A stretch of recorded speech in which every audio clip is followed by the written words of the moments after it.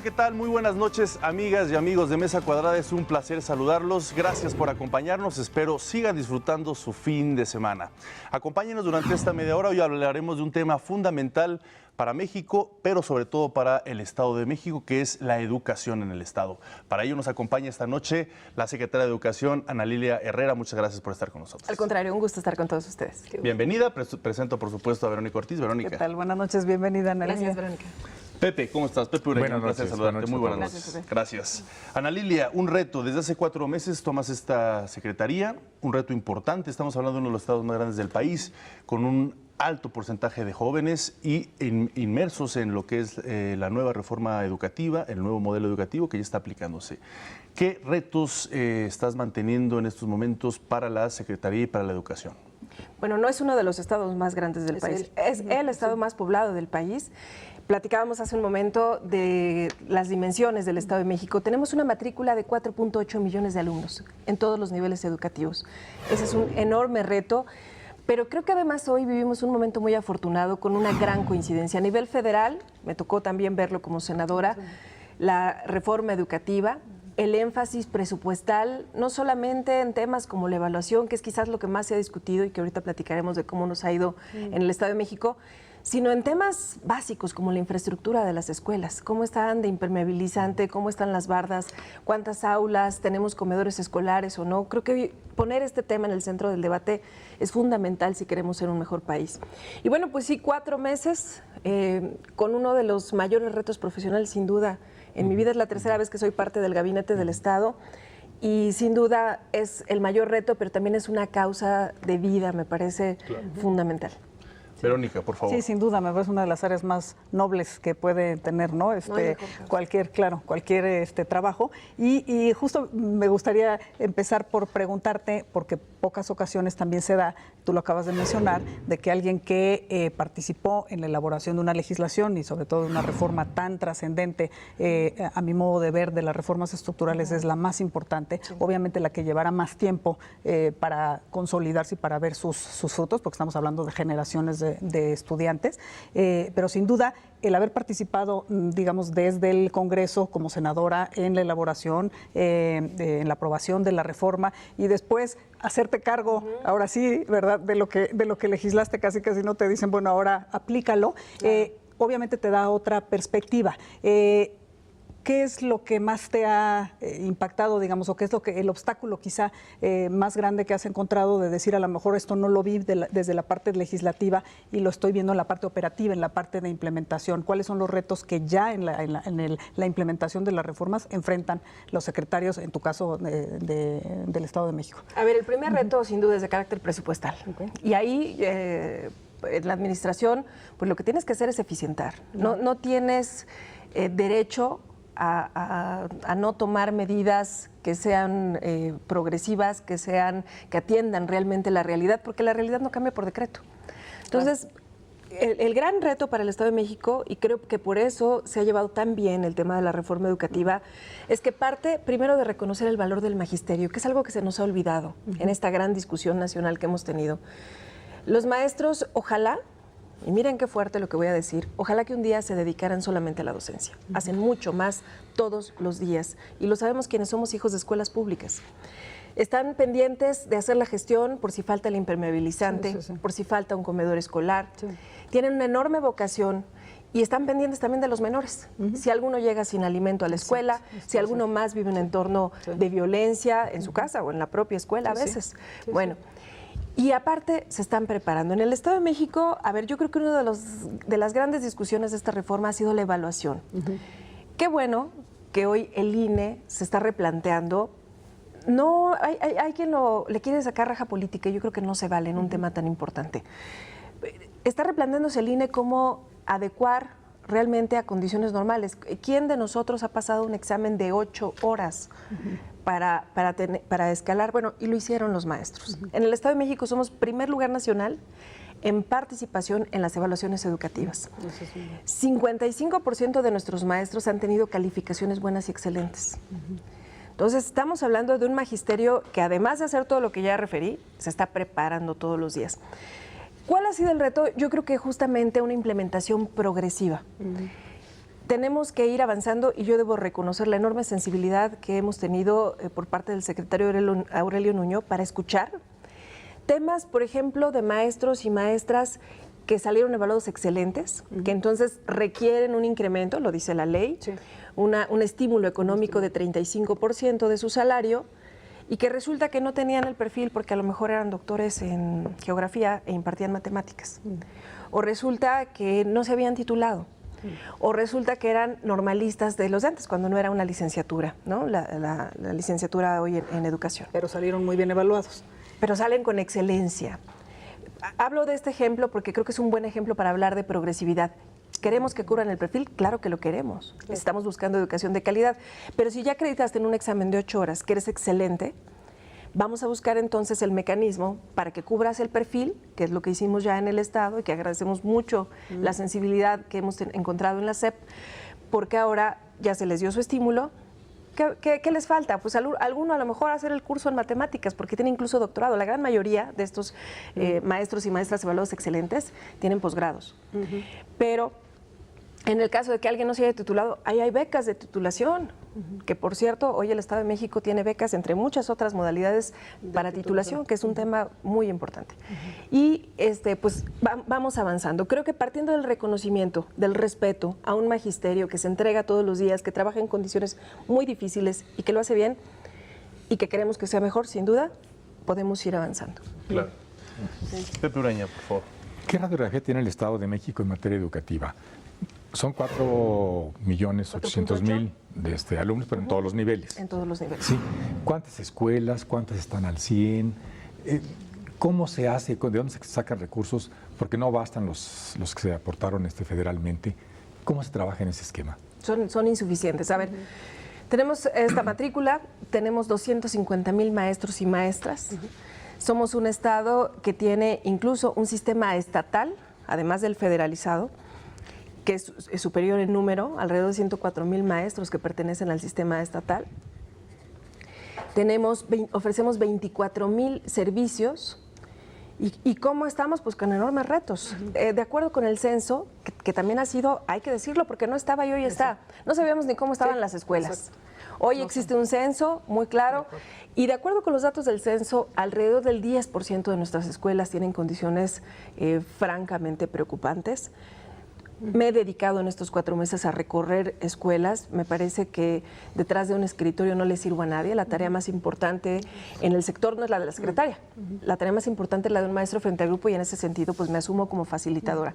Y lo refiero, Pepe, porque es tan dura la realidad y tan compleja la realidad en el sistema educativo que a veces llego a una escuela, el equipo antes hace una pregira, revisan, platican con la directora o el director y le dicen qué es lo que más hace falta. Revisamos y podemos llegar con un compromiso en esa gira. Puedo platicarles que estuve en una escuela en Nesa el otro día, una escuela que tiene 50 años. Llegué, lo que había pedido la directora era reforzamiento de un barandal e impermeabilización. Cuando recorres la escuela, verdaderamente ves que se necesita casi volver a construir. Entonces ahí hay un reto enorme, difícilmente puede ser medido en números. Necesitamos entender que es parte de este sistema de calidad que necesitamos en la educación pública. Hoy tenemos el doble de recursos gracias a esta reforma educativa para presupuesto, para infraestructura. ¿Es suficiente? No, no es suficiente. Pero sin duda hay un esfuerzo en equipo. Debo decir que en mi estado muchos alcaldes le invierten a las escuelas. Ayer estuve inaugurando, por ejemplo, en La Paz, arcotechos, que son una maravilla hoy en las escuelas, son muy demandados. Para las áreas. Claro, que fue un esfuerzo, una gestión de una diputada federal, ¿no? Y que el ayuntamiento ejecutó la obra. Entonces creo que hay, por fortuna, un gran trabajo en equipo. Y creo que por eso en estos tiempos de presupuesto yo levanto la mano y digo, por favor, educación, no le recortemos. Sabemos que es un momento internacionalmente difícil en lo económico, pero también creo que si no logramos priorizar y definir cuál es la meta que queremos alcanzar, pues difícilmente vamos a lograrlo. Creo que este es uno de los ejes centrales, justamente esa coordinación entre todos los participantes, desde los padres, los alumnos, los tres poderes del Estado, las instituciones educativas, en fin, un esfuerzo general para que justamente la educación sea una de los éxitos de estas reformas que se aplicaron desde que entró el presidente Enrique Peña Nieto. Vamos a hacer una breve pausa, regresamos con más información. Estamos hablando sobre pues la educación en el Estado de México. Regresamos.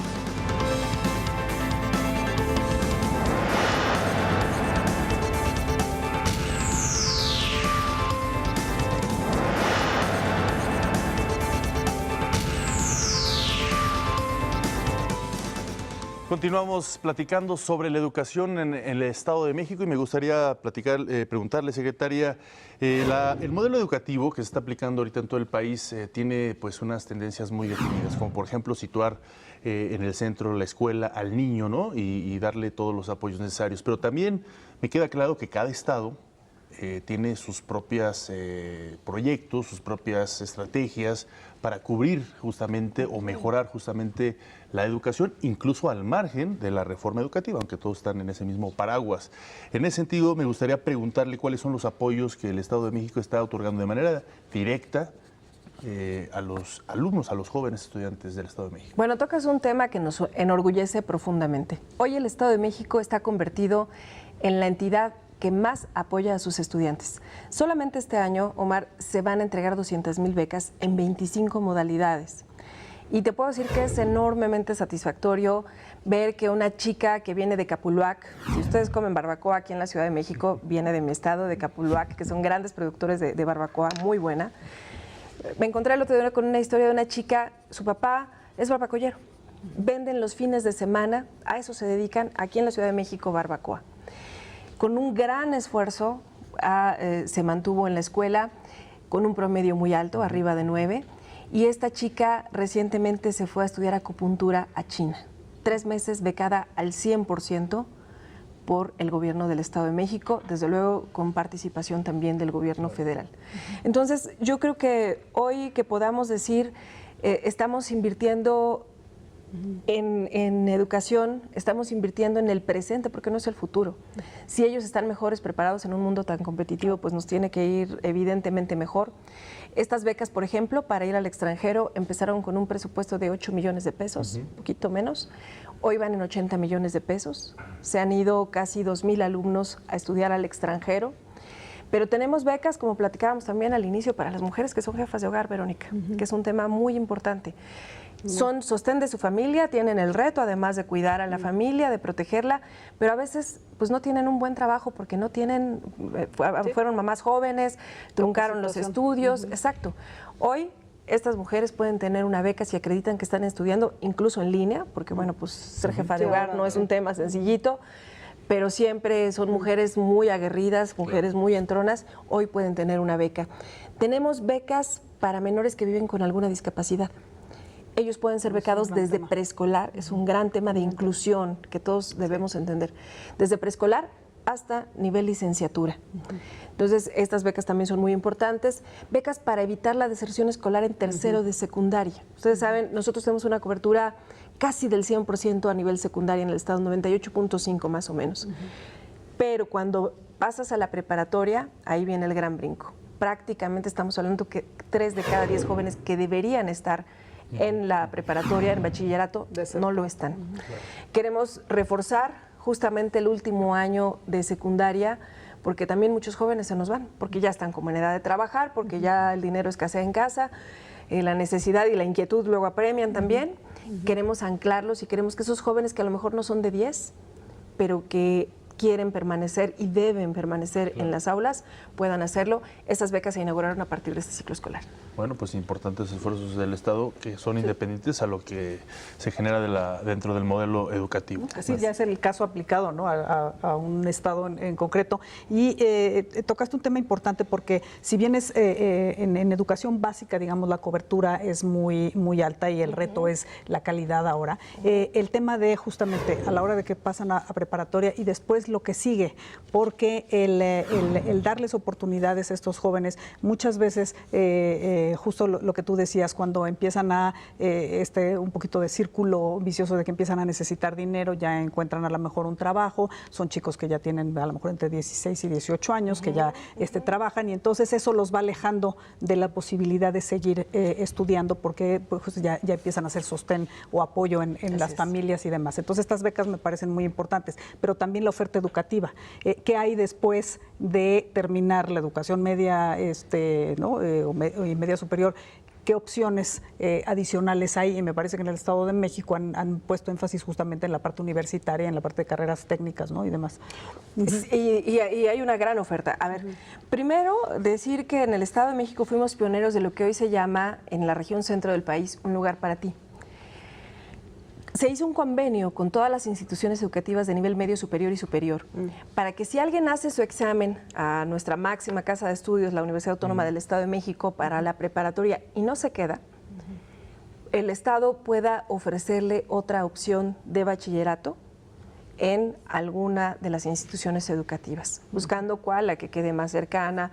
Es decir, los jóvenes van dando estas preferencias que quieren. Pero si ustedes se fijan, hace ya un rato que en el Estado de México dejó de ser tema de los rechazados. No quiere decir que ya estamos cubiertos al 100. Quiere decir que se están haciendo esfuerzos en la coordinación, pero también, claro, que hay opciones, pero también en la construcción de infraestructura. Hace unos días, por ejemplo, estuvimos en Villa del Carbón inaugurando lo que fue la primera unidad académica de la Universidad Mexiquense del Bicentenario, que es muy importante, oferta enfermería, y la otra carrera es nutrición. Pero es la primera universidad que hay en un municipio como Villa del Carbón. Les platicaba también hace un momento Cuautitlán Izcalli, que es un municipio pues, eminentemente urbano, o un municipio donde uno pensaría que casi todo está resuelto. Y miren que me precio de conocer todo el estado. El otro día fui a conocer la Universidad Politécnica de Cuautitlán Izcalli, que es una universidad bilingüe. Es una universidad a la que entras, te empiezan a dar un porcentaje de materias en inglés y concluyes la carrera estudiando literalmente en inglés. Es una universidad de muy alta calidad. Pues yo iba subiendo el cerro, y en Tepojaco está, en una zona marginada, y de verdad da orgullo como mexiquense saber que cerca de muchos jóvenes que viven en condiciones económicas difíciles hay una universidad de excelencia. Me encontré ese día un joven de Zumpango que decía, yo me inspiré porque hay una chica que está becada por un banco privado. Y decía, me inspiré en ella porque la vi en la televisión y dije, yo tengo que estudiar ahí, porque puedo ser mejor, ¿no? Entonces, saber que hoy tenemos instituciones educativas más cercanas es una gran noticia para el Estado de México. Yo viví en Ecatepec cuando estudié en la universidad y me iba hasta CEU, así que me echaba mis 2 horas de ida y mis 2 de regreso. Sí, necesitas de la accesibilidad ahí hoy también. Es calidad de vida también. Sí, por supuesto. Así es. ¿El problema es de crear universidades, instituciones, o es un problema de darle mejor cobertura a los alumnos? Tenemos los dos retos. Necesitamos ampliar la cobertura, sin lugar a dudas, pero necesitamos también que sean instalaciones educativas de calidad, que tengan, que realmente les permitan a los jóvenes la competitividad cuando salen al mercado laboral, que estén vinculadas al sector productivo. Yo creo que tenemos muchos retos, y a mí parte de lo que me gusta, hoy visto desde dentro, desde las entrañas del sector educativo, me parece que cuando abonas a la transparencia, cuando dices, a ver, aquí no asignamos una plaza si no es mediante un concurso, ya no entras porque estás recomendado por alguien o porque tienes un pariente o un compadre, entras porque acreditaste que tienes los elementos para dar educación de calidad, es una buena noticia. Otra gran noticia es que, por ejemplo, en el tema de infraestructura, Pepe, que preguntabas, hoy participan de manera mucho más activa las sociedades de padres de familia, los propios maestros, no solamente vigilando que esto ocurra, que el recurso llegue, que se aplique, sino también definiendo dónde puede ser la prioridad. Entonces creo que en la medida en que todos participemos haciendo lo que nos toca, siempre es bueno, y con transparencia. Hay un aspecto que me gustaría que manejáramos, que creo que interesa a toda la gente del país, obviamente en este sector del Estado de México, que son las escuelas a tiempo completo. ¿Por qué? Porque es un modelo que viene presentado en este modelo educativo y que interesa mucho a los padres que trabajan y que el desempeño del joven pues sea más integral. ¿Cómo se está aplicando las escuelas a tiempo completo en el Estado de México? Yo agradezco esa pregunta, Omar, porque me he venido reuniendo con los diputados y creo que es muy importante. A ver, hoy partamos de dos realidades muy concretas.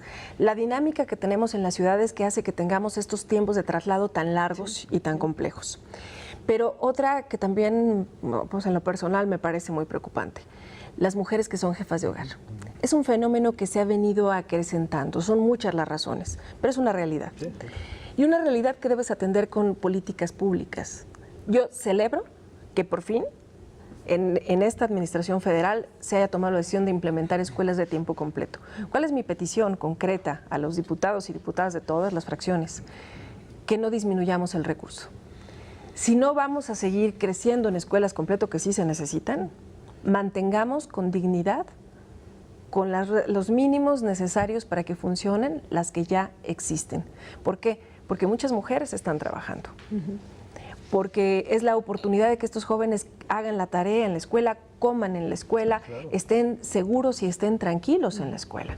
Y estás tranquila como mamá, si te puedes ir a trabajar sabiendo que tus hijos están seguros, que no están creciendo en la calle, que no están creciendo frente a la televisión, que no están creciendo frente al internet, ¿no? Los riesgos hoy están en todos lados, así que no están solos, exactamente.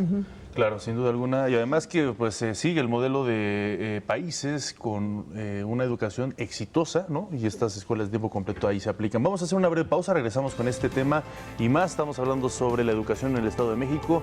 Tenemos de invitada a Ana Lilia Herrera Ansaldo. Ella es secretaria de Educación. Regresamos.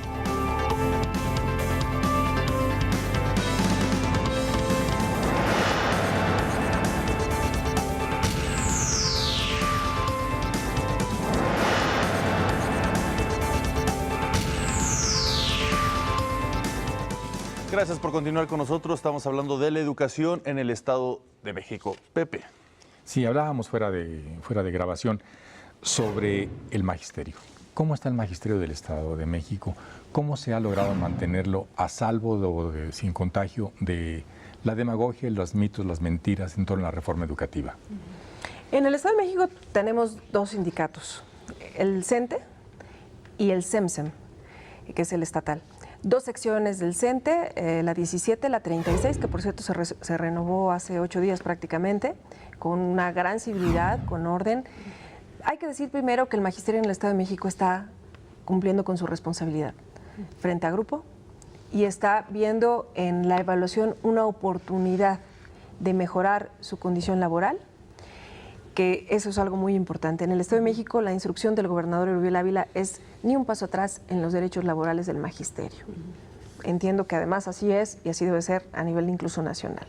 Pero para nosotros es muy importante preservar y dar esta certeza a los maestros.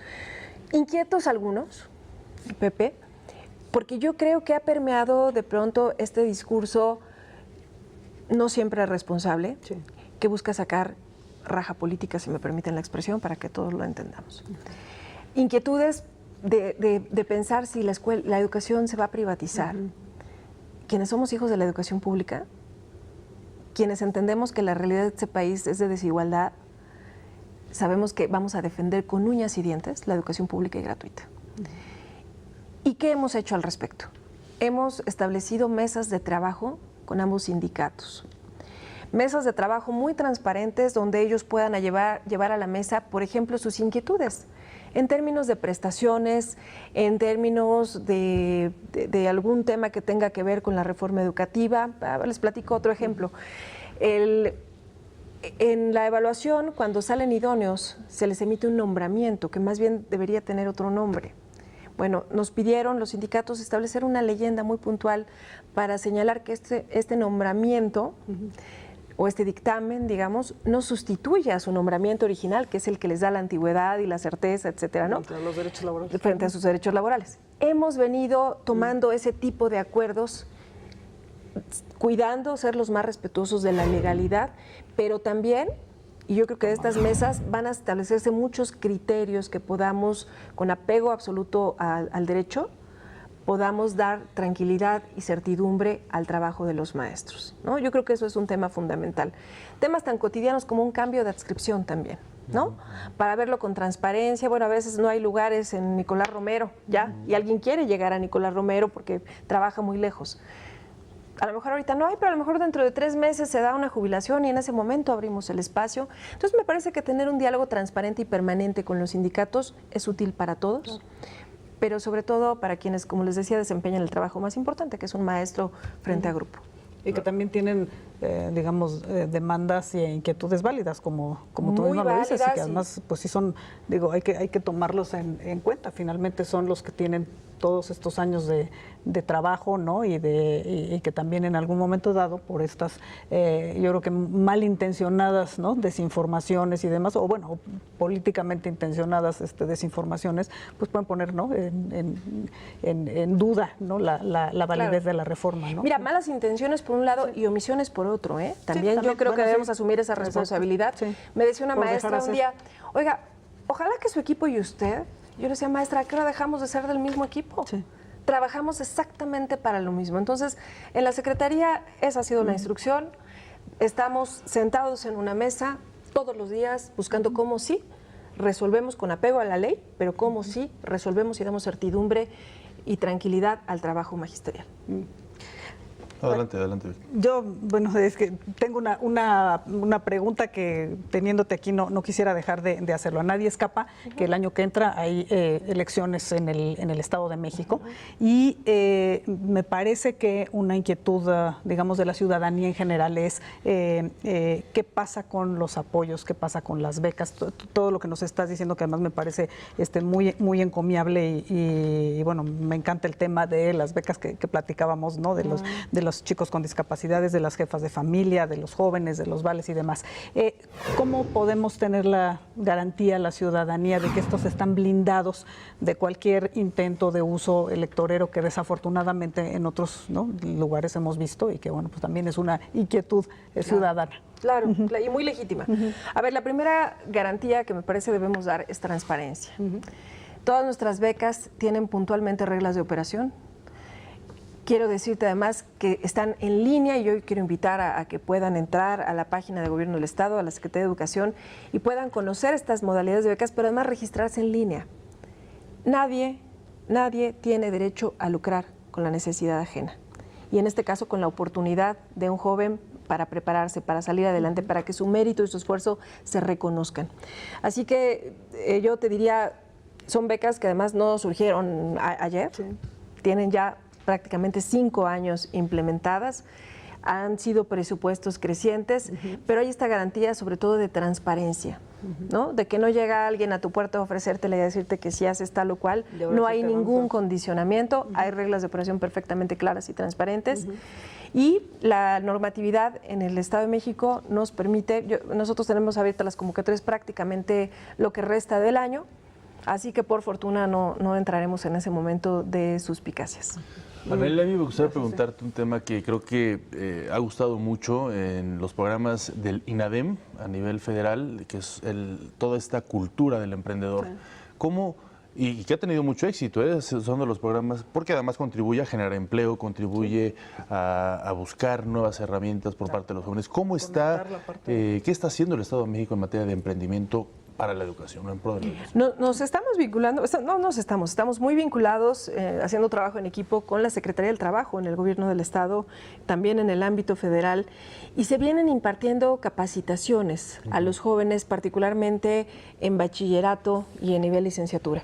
Sí es muy importante, porque además es parte de una cultura que creo que nos falta a los mexicanos, estamos pensando en ser empleados, y yo la verdad me encuentro con gratísimas sorpresas cuando voy a las universidades. Tenemos un sistema estatal de universidades también muy importante, y les pregunto qué quieren estudiar o a qué se van a dedicar. Yo te diría que casi 7 de cada 10 no están pensando en ser empleados. Claro. Están pensando en emprender un negocio, están pensando en prepararse, en tener ideas, y lo venimos fomentando todos los días a través de pláticas, efectivamente, con el Instituto Mexiquense del Emprendedor. Tenemos empresarios muy activos y muy participativos en el Estado de México que van llevando conferencias, que van llevando casos de éxito, y estamos en esa parte. Y la otra que es fundamental es vincularnos con el sector productivo. Hay estudios también en el Estado de México para saber qué están requiriendo las empresas, qué perfiles están necesitando. Viene la oportunidad del nuevo aeropuerto de la Ciudad de México, pues que será prácticamente instalado en el oriente del Estado. Así es. Y que hoy, por ejemplo, la Universidad Autónoma del Estado de México está ya con carreras en aeronáutica, vinculándose los servicios. Entonces, sí hay todo un ejercicio, seguramente falta, pero es un ejercicio permanente y cotidiano para nosotros. Pues muy bien, muy interesante. Lamentablemente se nos terminó el tiempo. Llegamos al final de esta media hora de Mesa Cuadrada. Gracias por acompañarnos y, por supuesto, gracias a Ana Lilia Herrera Ansaldo, quien pues es secretaria de Educación del Estado de México, por habernos compartido en qué están, cómo se están moviendo y cómo están participando para esta importante labor educativa. Gracias. Gracias a Verónica, gracias a Pablo. Gracias. Buenas noches. Gracias. Buenas noches, gracias a ustedes por acompañarnos. Nos vemos el próximo domingo en otra Mesa Cuadrada.